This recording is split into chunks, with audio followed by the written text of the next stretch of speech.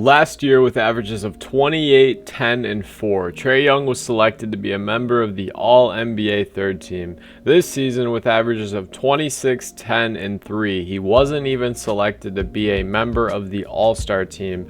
Today's video, we discuss Trae Young and the odd fall-off or stagnant ability of the Atlanta Hawks. We're going to be getting into all that in today's video, guys, but before we do, I just want to say we are on the road to 2,000 subscribers, and we are uploading every single day for the month of March. So if you're new here and want to support the channel, please be sure to consider hitting that subscribe button. Without further ado, let's get straight into this video talking about the Atlanta Hawks team compared to this last couple of years. One of the biggest goals this offseason for the Atlanta Hawks was to get Trae Young some defensive help, as he's seen as a bit of a liability in that fashion. So what did the Hawks do? They made a huge trade on June 30th of this offseason to acquire all-star guard DeJounte Murray from the San Antonio Spurs, someone who in his young career had already been selected to be on one of the all-defensive teams.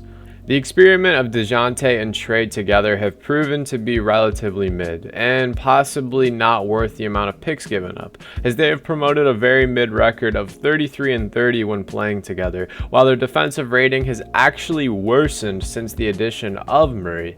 Other than the loss of wing defender Cam Reddish, it doesn't really seem like they should be in a much worse shape defensively. Their defensive presence has dropped pretty much everywhere, even with big man Clint Capella. His defensive rating has gone from 109 in last year to 111 this year.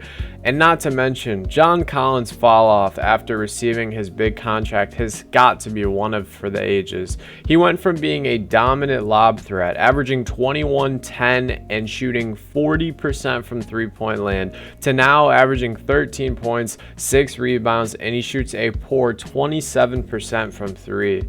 This is just a classic situation or scenario, if you will, of someone getting their money and becoming content or a little too comfortable with where they're at. I'm surprised with all the trade rumors we've heard this season, whether it be from Trae Young or Clint Capella or John Collins, especially, that John has not been moved and they seem pretty keen on keeping him. You know, I kind of expected John Collins, the Lakers, or someone of that nature to make a stab at him this season. But speaking of seasons, let's talk about the last one. Last season, the Atlanta Hawks finished with a record of 43-39. They barely made the playoffs as the 8th seed, and they're looking to do the same this season. But last season, in the first round, they were stomped out by Miami Heat in 5 games. The season before that, in a shortened effort, the Hawks went 41-31 in those 72-game season. Like I said, it was a shortened season, shortened effort, and they finished as the 5 seed, tied with the Knicks for the 4 seed.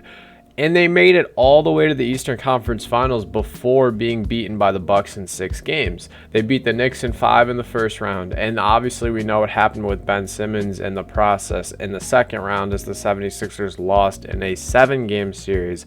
This season, like I said, they're going to be right back in that same situation, battling for the 8th seed between the Raptors, Bulls, and Heat to decide whether or not they'll even have a shot at making the playoffs. About midway through this season, February to be exact, the Atlanta Hawks decided they were going to fire head coach Nate McMillan after he and Trae Young continued to butt heads throughout pretty much this entire season.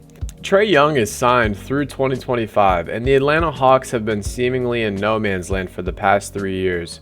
Yes, they had a great run in 2021, and some are comparing it to the Miami Heat, where both teams were the 5 seed, and they made a miraculous run out east towards the NBA Finals, and then they fizzled out. The difference is, with the Miami Heat, in no less than 2 years, they were right back in the Eastern Conference Finals, battling the Celtics in a 7-game series, just 1 game, possibly 1 shot away from the NBA Finals. I don't worry that the Hawks and Trae Young will underperform this postseason, because I think the expectation is so low. It seemed for a while you couldn't scroll through any social media without seeing the name Trae Young, or seeing that Trae Young is a villain, or that Trae Young is icing games with 30-footers. Truth to be told though, how long can you talk about an all-star putting up great numbers on a losing team, or a team that's so middle of the pack, a team that looks like they're going to be the 8th seed 2 years in a row?